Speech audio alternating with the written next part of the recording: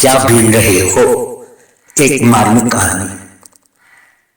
देर रात तक सभी ने दिवाली खूब धूमधाम से मनाई थी। हमारे घर में भी हजारों रुपयों के पटाखे चलाए गए थे। तरह तरह के व्यंजन और मिठाइयां खाई और खिलाई गई थी। अगली सुबह जब मैं उठकर घर से बाहर आया तो मैंने कुछ बच्चों को रात को चलाए गए पटाखों के कचरे में कुछ ढूंढते हुए देखा। इतनी ठंड में उन बच्चों को नंगे पांव कचरे में इस तरह कुछ खोजते हुए देखकर मुझे दुख के साथ हैरानी भी हुई। पर मैंने उनसे कहा, बेटा तुम लोग इतनी सुबह यहाँ पर क्या कर रहे हो। उनमें से एक बच्चे ने कहा, अंकल जी हम इस कचरे में कुछ खोज रहे हैं।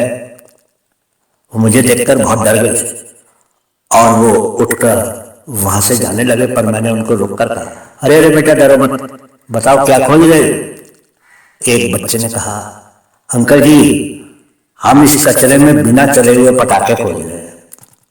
मैंने कहा, बेटा इस कचरे में तुम लोगों को क्या मिलेगा, ये सब तो चल चुके पटाखे हैं। क्या तुम लोगों ने कल रात को दिवाली के पटाखे नहीं चलाए थे। उस बच्चे ने फिर कहा, नहीं चलाए अंकल जी, हमारे माता पिता बहुत ही गरीब हैं। हम इसी तरह से लोगों के घरों के आगे से बिना चले हुए पटाखे खोल देते हैं। ये देखिए हमने सुबह से अब तक एक थैला भरकर बिना चले हुए पटाखे ढूंढ लिए। उस बच्चे ने एक थैला मुझे दिखाते हुए कहा और बच्चे भी अपनी अपनी जेबों से बिने हुए पटाखे मुझे दिखाने लगे।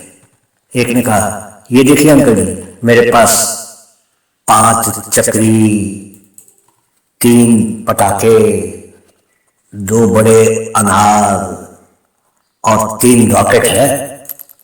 ये सब मुझे कचरे से ही मिले। मैं उन बालकों को देखता ही रह गया। उनके चेहरे पर बहुत ही खुशी की चमक थी, लेकिन मेरे चेहरे की चमक गायब हो चुकी थी। मैंने उनको कहा, 1 मिनट रुको। मैं घर के अंदर गया और रात के बचे हुए बहुत से पटाखे और 2 डिब्बे बर्फी और लड्डुओं के एक थैले में भरकर उन बच्चों को देकर कहा, ये लो तुम लोग आज रात को अपने मम्मी पापा के साथ दिवाली मना लेना। ये लो 500 रुपए भी हैं, इनमें तुम सब लोग अपने लिए जो चाहो खरीद लेना।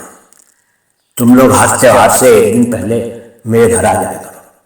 अब से हम हर त्योहार साथ में मनाएंगे। बच्चों को तो जैसे दुनिया की सबसे बड़ी दौलत ही मिल गई थी, लेकिन घर वापस जाते समय मेरी आंखों से आंसू टपक रहे थे कि आजादी के 72 साल के बाद भी करोड़ों बच्चे ऐसे थे हमारे देश में जो त्योहारों पर भी मिठाई खाने से वंचित रह जाते थे। बस उस छोटी सी घटना ने मेरा जीवन ही बदल दिया।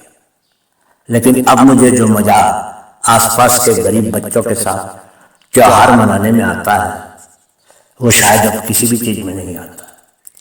दोस्तों, मेरा इस कहानी का आप लोगों तक पहुंचाने का सिर्फ एक ही उद्देश्य है कि आप सब लोग भी अपनी खुशियों में कुछ यतीम और गरीब बच्चों को शामिल कर लिया कीजिए।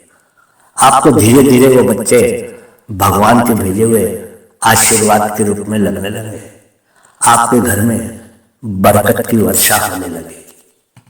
बहुत बहुत शुक्रिया।